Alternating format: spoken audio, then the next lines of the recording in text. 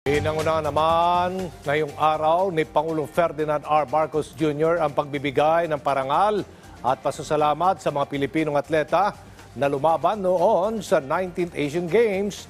Para sa update, may ulat live si Rod Lagusa. Rod.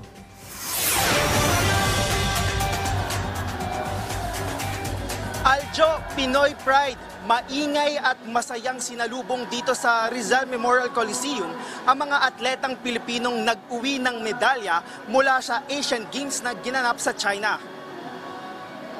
Pinangunahan ni Pangulong Ferdinand R. Marcos Jr. ang selebrasyon ng pagkapanalo ng ating mga pambato sa Asian Games. Ang pagbibigay parangal ay pagkilala ng Pangulo sa sakripisyo at tagumpay ng mga atletang Pilipino. Bawat medalist ay makakatanggap ng incentive sa PSC mula sa Philippine Amusement and Gaming Corporation na nagkakahalaga ng 19.1 million pesos. Aabot naman sa 22.8 million pesos ang karagdagang incentive na matatanggap ng mga medalist mula sa Office of the President.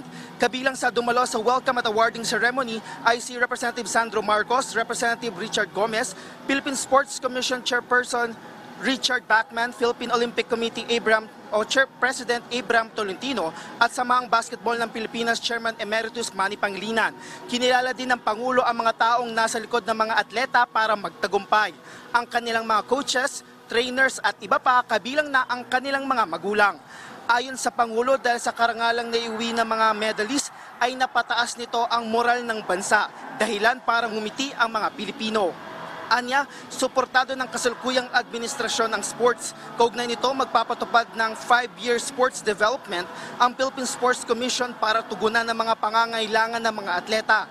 Kasama din sa nais palakasin ng Pangulo ang Medical Scientific Unit na siyang nakatutok sa mga kalusugan at mga tinatamong injury ng mga atleta.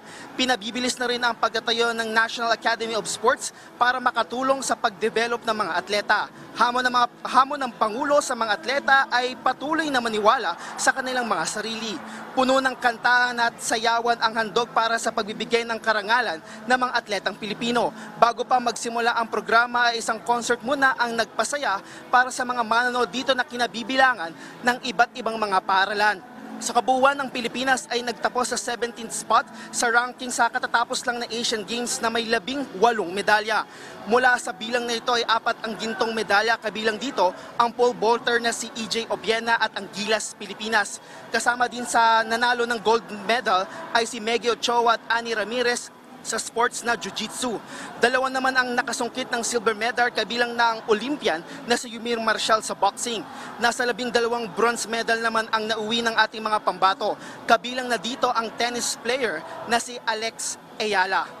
Aljo, ang tagumpay ng mga pambato nating atleta ay patunay lang na kayang makipagsabayan ng mga Pilipino sa mundo ng palakasan international. At sa kasalukuyan ay nagpapatuloy pa rin ang selebrasyon dito sa Rizal Memorial Coliseum dahil tuloy-tuloy pa rin ang concert dito.